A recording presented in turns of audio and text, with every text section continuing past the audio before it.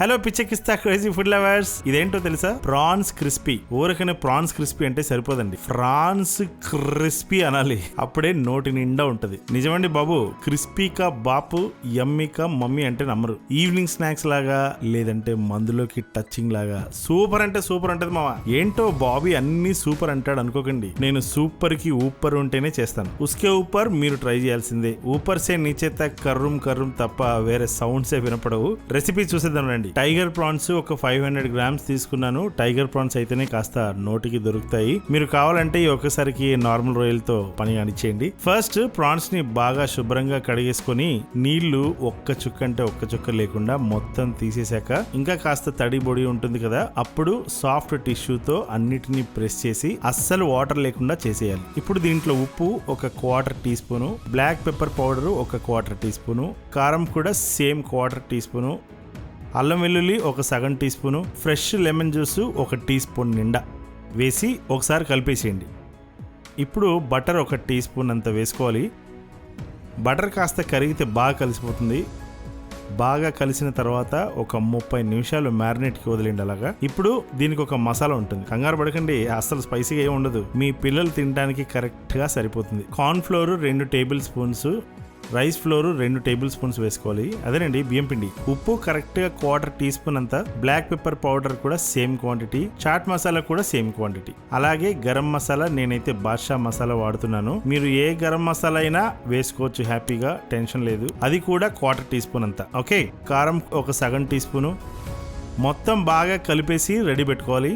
ఇప్పుడు bread crumbs తీసుకోవాలి ఒక కప్పు నిండా. బ్రెడ్ క్రమ్స్ మీకు సూపర్ మార్కెట్ లో దొరికిపోతుంది, దానికి కూడా వర్రీ అవ్వాల్సిన అవసరం లేదు. ఇప్పుడు 3 గుడ్లని కప్పులో పగలగొట్టుకొని శుభ్రంగా కొట్టేయండి కింద మీద. ఇలా ఎగ్ మొత్తం విడిపోయేంత వరకు కొట్టేయాలి. టెక్స్చర్ చూసారా? దీన్ని పక్క పెట్టేసుకుందాం. ఇప్పుడు ఒక బుజ్జి కడాయిలో డీప్ ఫ్రై చేయడానికి ఎంత ఆయిల్ కావాలో అంత ఆయిల్ పోసుకుంటే సరిపోతుంది. దీన్ని సిమ్ లో పెట్టి అలా వదిలేయండి. ఒక 15 నిమిషాలు పడుతుంది ఆయిల్ హీట్ అవ్వడానికి. ఈ లోపు ఒక చిన్న సర్కస్ చేయాలి. ఏం లేదండి, చాలా ఈజీనే. కంగారు పడిపోతారేంటి? పిండి మసాలా, కొట్టుకున్న గుడ్లు, బ్రెడ్ క్రమ్స్, ఇవన్నీ ఈ సీక్వెన్స్ లో పెట్టుకోవాలి. పిండి, గుడ్లు, బ్రెడ్. ఓకే, 30 నిమిషాలు మ్యారినేట్ అయిన ఫ్రాన్స్ ఏక్ పీస్ కో పిండి సే దేత్తడి ఇచ్చేసి గుడ్డులో ఇదర్ సే ఉదర్ ముంచేసి బ్రెడ్ తో బర్రీ చేసేయాలి. అంతే, చూసారా ఎంత సింపుల్ గా అయిపోయిందో? అన్ని అలాగే. బండెనక బండి గట్టే 16 బండ్లు గట్టే అనుకుంటూ ఒకటి వెనకాల ఒకటి వేసేయాలి. గుర్తుపెట్టుకోండి, హ్యాపీగా ఎంజాయ్ చేసుకుంటూ చేసుకోవచ్చులే నెమ్మదిగా అనుకునేది. ఎంజాయ్ చేస్తే చేశారు కానీ అతి ఫాస్ట్ గా అయిపోవాలి ఈ పని మొత్తం, లేదంటే అవి అలుగుతాయి. ముందు నా ఫ్రెండ్స్ కి పోయండి సార్ కారము అని, అందుకే అన్నిటికీ ఒకేసారి కారం పెడితే వాళ్ళకు సాటిస్ఫాక్షన్, మనకి టేస్ట్. ఏమంటారు? లాజిక్ బాగుంది కదా? గుడ్డుని మిగిలించుకుందాం, నెమ్మదిగా మిగిలితే ఆమ్లెట్ వేసుకుందాం అనే ఇలాంటి ఆలోచనలు పక్క పెట్టేసేయండి. వద్దు, గుడ్డులో వేసి బాగా ముంచండి, అప్పుడే దానికి బ్రెడ్ క్రమ్స్ బాగా పడతాయి. క్రిస్పీ అవడానికి పాపం అవే హెల్ప్ చేస్తాయి. మరి బ్రెడ్ క్రమ్స్ మరీ ఎక్కువగా ప్రెషర్ పెట్టకుండా మీడియం ప్రెషర్ తో ఒత్తుకుంటూ తీసి డైరెక్ట్ గా ఆయిల్ లో వేసేయాలి. ఎలాగో హీట్ అయి ఉంటుంది కదా ఆయిల్, మనం ఇంతసేపు చేసిన సర్కస్ లోపు. అలాగే అన్ని వెంటనే వేసుకోవాలి. డైరెక్ట్ బజ్జీలు వేసినట్టే వేసేయాలి. అంతే, పెద్ద రాకెట్ సైన్స్ ఏం లేదండి ఇందులో. మీడియం ఫ్లేమ్ లో 5, 6, 7 నిమిషాలు ఫ్రై చేస్తే చాలయ్యా. ఈ జన్మమే రుచి చూడడానికి దొరికెరా. డీప్ ఫ్రై అవాయిడ్ చేయాలనుకునే వాళ్ళు ఇలా తక్కువ ఆయిల్తో కూడా చేపలు వేపుకున్నట్టు వేపేసుకోవచ్చు. అస్సలు కంగారు పడాల్సిన అవసరం లేదు. అంతే, ఇహ ఎలా కావాలో అలా ఫ్రై చేసుకోండి. క్రిస్పీనెస్ కి మాత్రం ఇహ మాటలు లేవు. ఏంటి, ఫ్రాన్స్ తెచ్చుకోవడానికి వెళ్తున్నారా? అయితే నా పాట వినుకుంటూ వెళ్ళండి సరదాగా.